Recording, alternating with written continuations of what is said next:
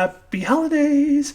Welcome to Alyssa Jane's Reviews. My name is Alyssa, and this is my review for The Wheel of Time Season 1 finale. Season 1, Episode 8, The Eye of the World, which of course shares its name with the first book in the Wheel of Time series.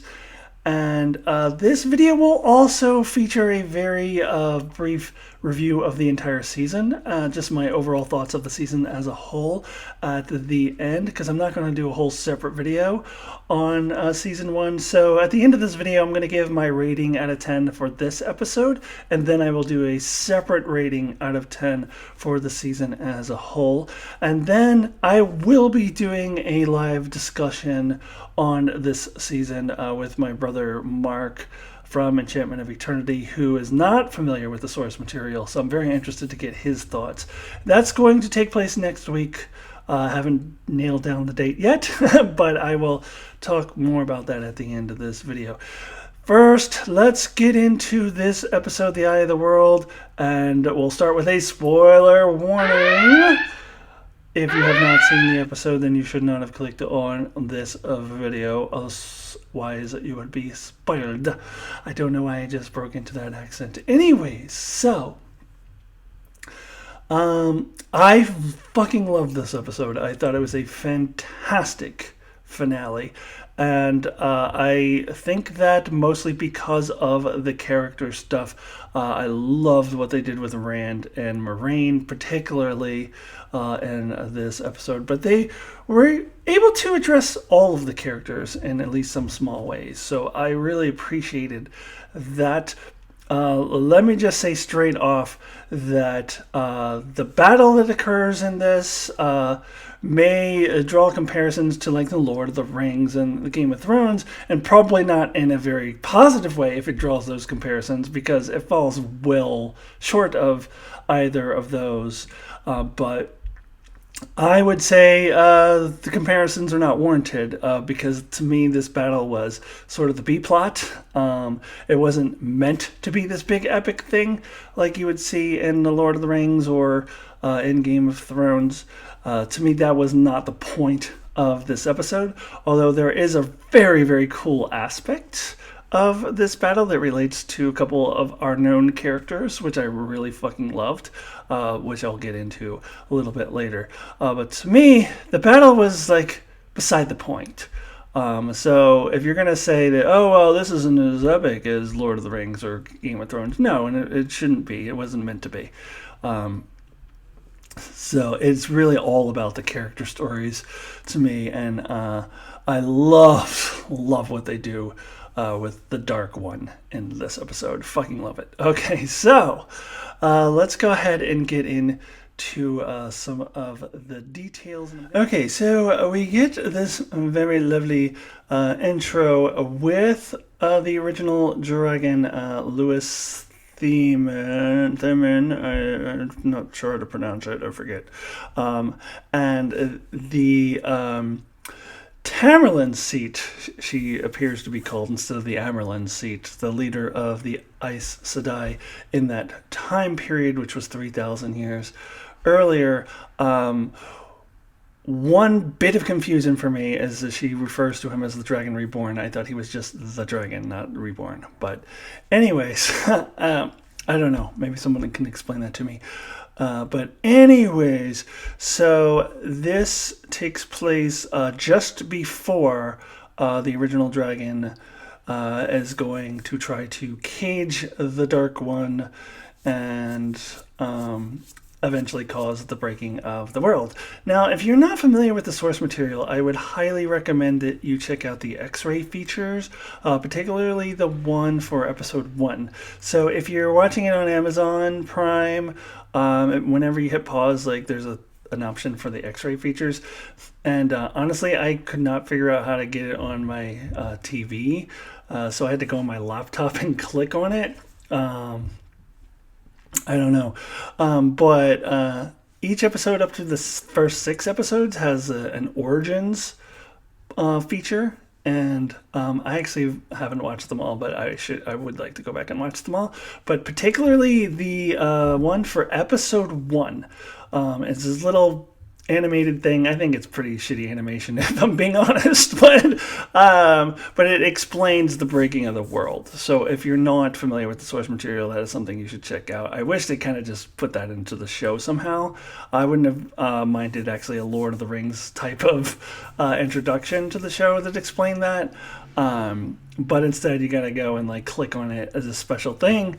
But it explains the breaking of the world, and basically Louis Theman, or whatever his name is, the original dragon, was able to successfully capture or cage the Dark One, which is what he is talking about in this scene. This is what he's about to go do. But the Dark One, as a sort of a last minute effort to kind of get his revenge, poisons the male half of the one source, the one power, so that any male who tries to use it will go insane, starting with Lewis himself, who goes insane and murders his entire family, which makes that scene with him and the baby very heartbreaking if you know that he's gonna come back and murder that baby. So it's pretty tragic. So definitely check out that. By the way, that X-ray feature. But then the Dark One allows Lewis to regain his sanity so that he can know what he did. And then this then leads to, all hell breaking loose with any male who's channeling the one power is going insane. This leads to the breaking of the world, which is an apocalyptic event that is referenced. And you see in this scene how much progress they've lost, and she even says this is going to set us back 1,000 years if you've messed this up, and that's what happens. And then a lot of their records were lost. All the people of the present day Wheel of Time know is that the male half has been poisoned. There was the breaking of the world. But they don't know like all the details of the previous society because all that was lost, and all of their technological progress was lost. So I thought it was really cool to see that scene when they pan out to the city, and it's this very futuristic looking city, and all these little like planes and shuttlecrafts or whatever you want to call them flying around. I thought that was amazing. It was almost like. So in a way, The Wheel of Time is a very roundabout post-apocalyptic show, but 3,000 years after an apocalypse. I find it just really, really interesting, and I thought it was very cool that they were speaking in the old tongue. Anyway, I love this. So now let's kind of move into the episode proper. Okay, so the heart and the crux of this episode to me is the Rand and Moraine stuff. But before I jump into that, I want to go ahead and touch on the battle and how that affected our particular characters. And I'll start by talking about what I think was the coolest aspect of this whole thing, which is when Lady, I forget her name, the sister of the leader of that city, calls on any women who can channel in any way to come and help her, basically so she can suck all of their power away from them. And didn't really fill them in that that's what she was doing. I don't know that even Egwene at least knew that that's what they were getting into, that she was using them to defeat the Trollocs. I thought visually this scene was fucking amazing. I loved it. And so I think that's where they're kind of putting all of their like budget, it seemed, to this scene, so that you don't have this like epic Lord of the Rings or Game of Thrones style battle with the Trollocs, because I think they put their CGI budget, or their budget, into this, and I think it was well spent. I would much rather see this look really good than a bunch of like Trollocs fighting against people. I've seen the Lord of the Rings, so I like that they did that. Especially creepy how they just kind of burn all the women, like burn. And we get that foreshadowed by Min seeing Nynaeve's future a little earlier in the episode.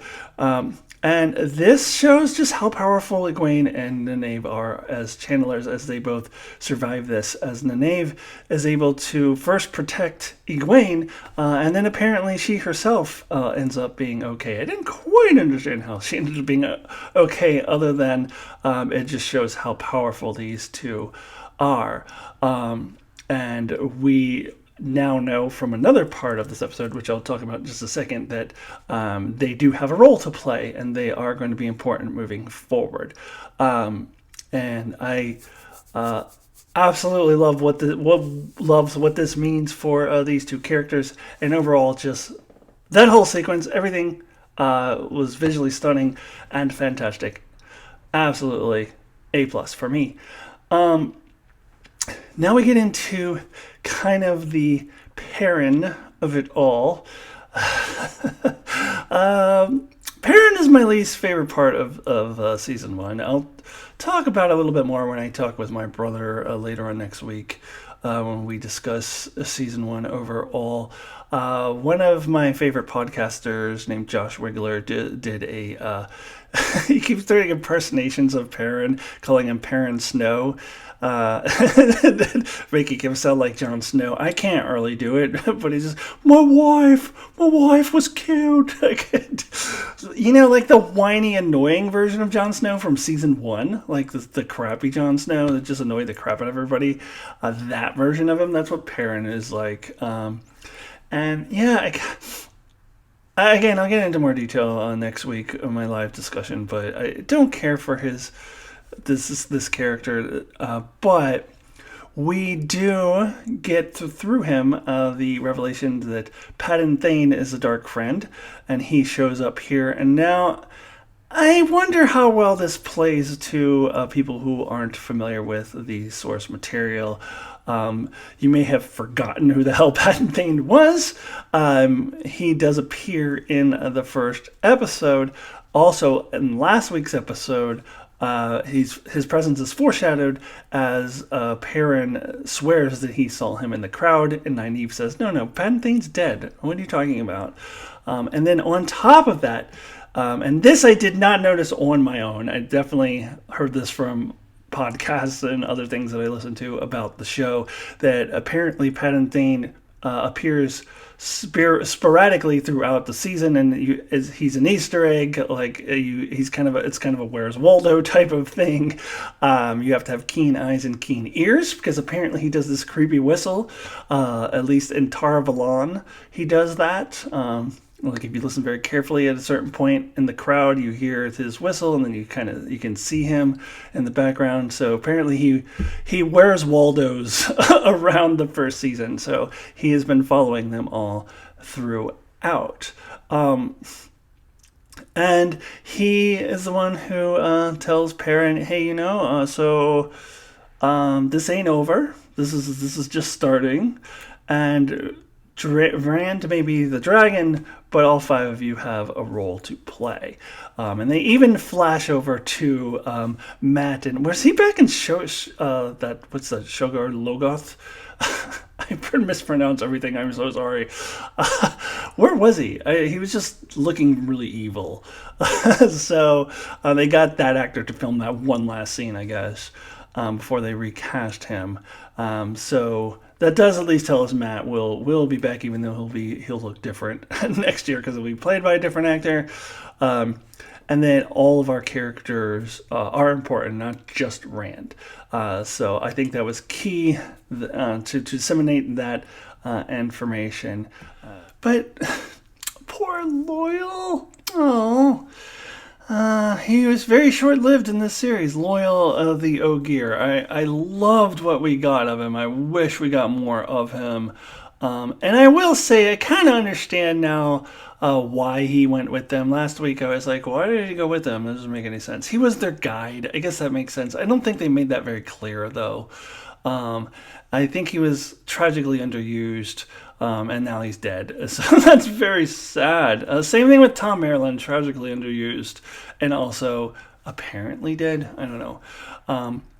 But anyways, overall, I did like this scene, this whole sequence, even if I'm not a huge Perrin fan this season.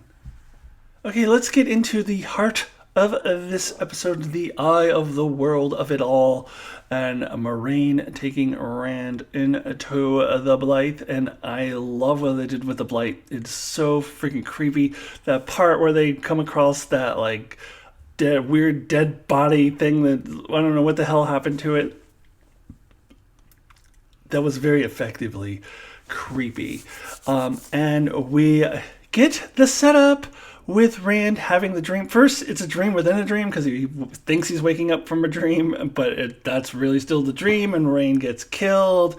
And he knew it was still a dream because Moiraine got killed. That was when she wasn't going to get killed that easily.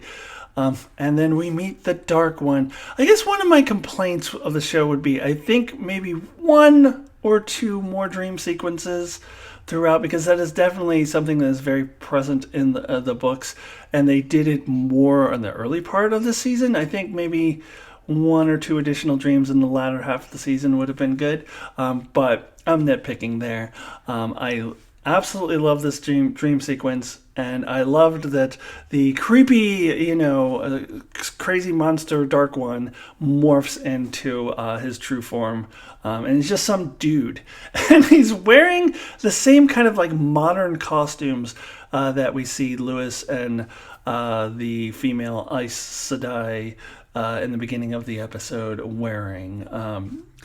And he clearly, there's some whole backstory that we're not seeing yet between him and Lewis when he was just like a regular dude.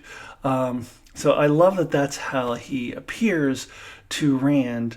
And I love how he is so evil, and how he just gives Rand doubt on everything. Oh, so last time you brought like 99 people with you, and you're just bringing this one Aes Sedai, and you don't remember anything. You're just a shadow of your former self. Whatever. And they really trying to get into Rand's head. I thought that was very, very effective. And I thought it was a really great scene, and definitely sets up for what is to come. And then when they get to the Eye of the World, Rand starts having, just very vague memories. And I really appreciated the way that he described it. It was like anytime he tried to grasp onto something, it slipped away. Which would be, if past lives were real, which some people can debate whether or not they are.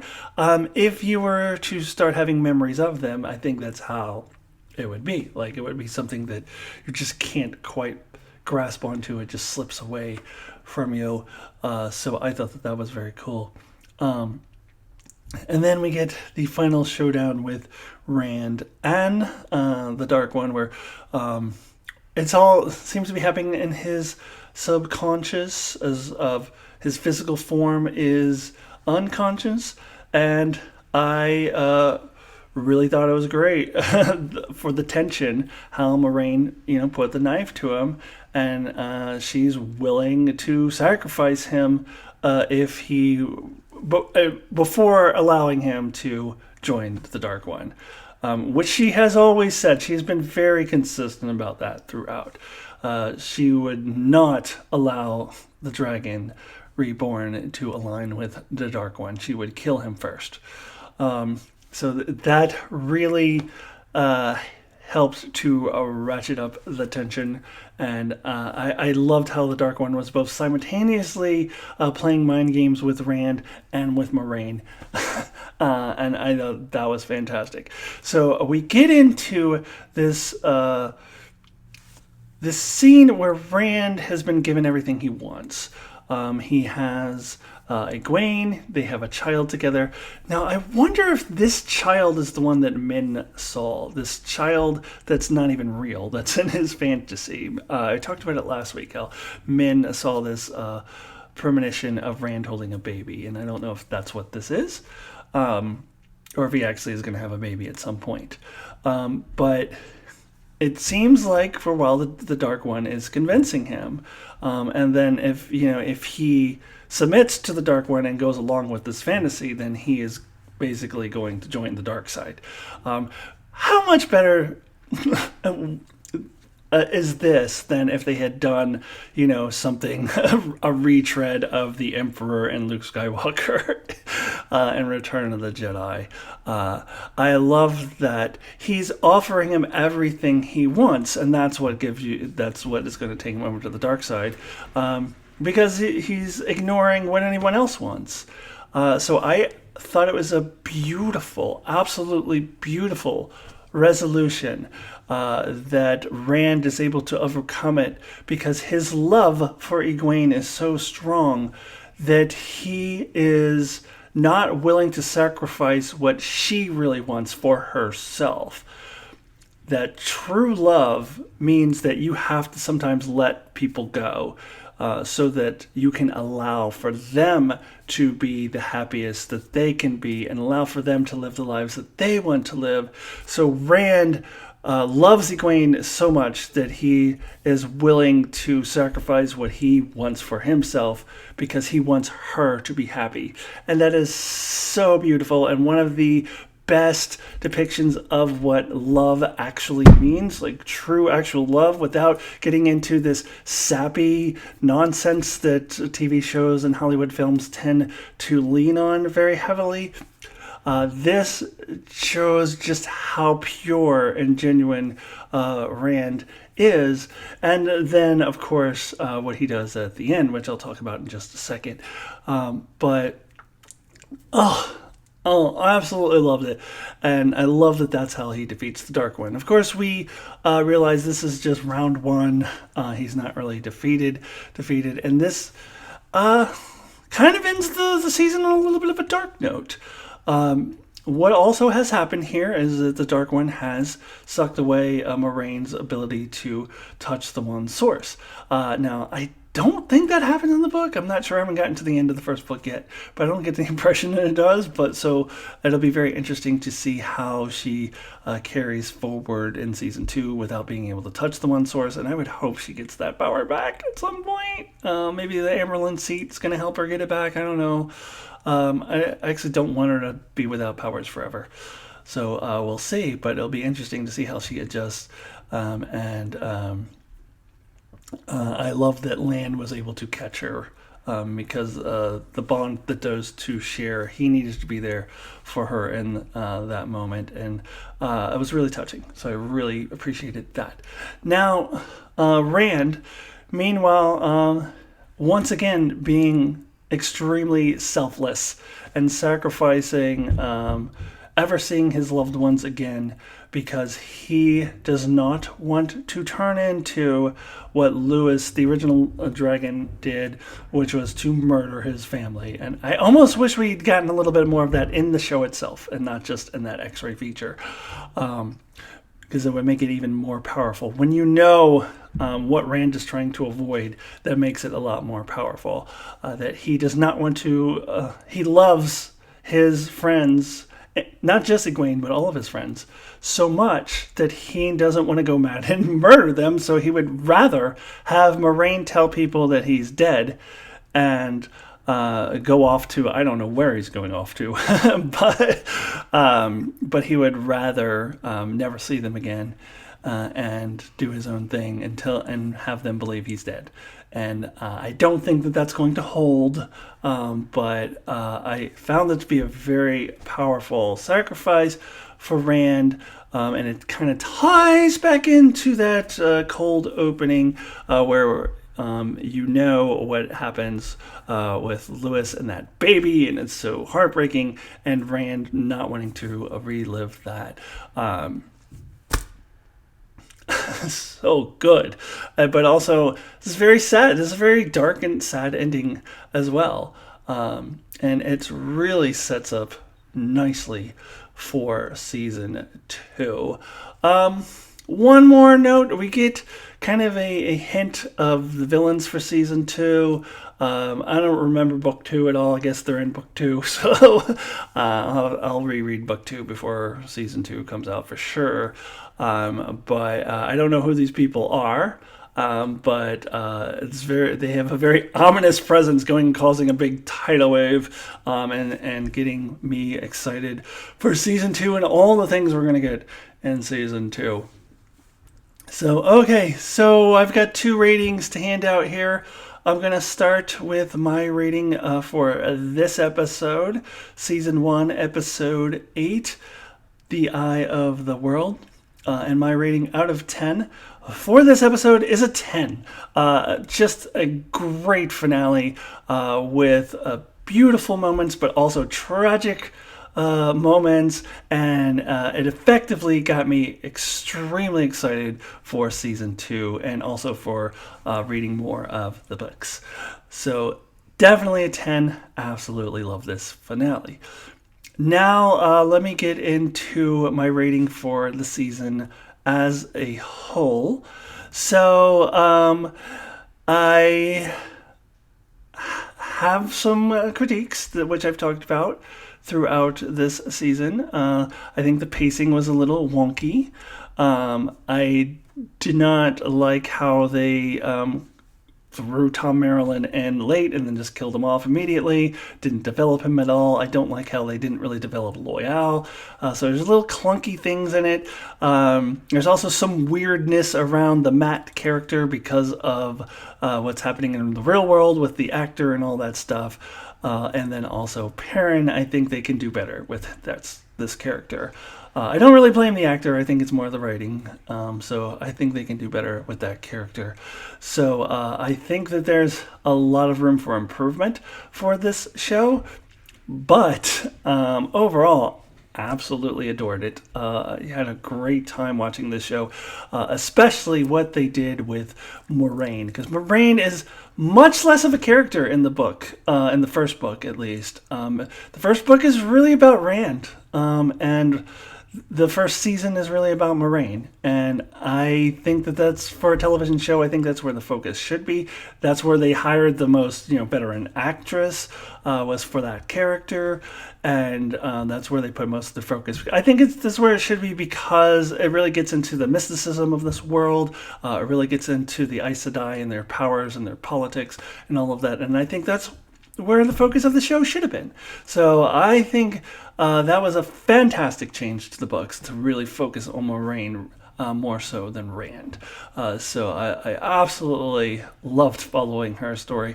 And I love what we get from Rand too, as I just talked about in the end. So overall, really enjoyed this show, and I'm looking forward to them kind of working out the kinks for season 2. So my overall rating out of 10 for The Wheel of Time season 1 is an 8. And I am hopeful that an 8 will be the lowest score I ever give any season. I hope that it will get better from here. They can work out some of the kinks from season 1. Some of it had to do with the actor who played Matt and all of that stuff. So hopefully they'll be able to get past all of that and be even better in season 2. And I am really, really looking forward to it. But an 8, a damn good start for season 1 of The Wheel of Time. All right, and that does it for my review for The Wheel of Time Season 1, Episode 8, as well as my little thoughts at the end about Season 1 overall. And as I mentioned earlier, I will be doing a live discussion with my brother Mark from Enchantment of Eternity, who is not familiar with the source material at all. So it'll be interesting to talk to him. And I will put the link to that discussion in the description below once I have it. But tentatively, right now, as I'm recording this, we had been talking about Monday, December 27th as a possible date, and at the time, I don't know yet. So I will let you know in the description below once that is finalized. So definitely look out for that. And check out all of the stuff on my channel. Subscribe, like, and do all of that great stuff. And I will see you soon. Goodbye.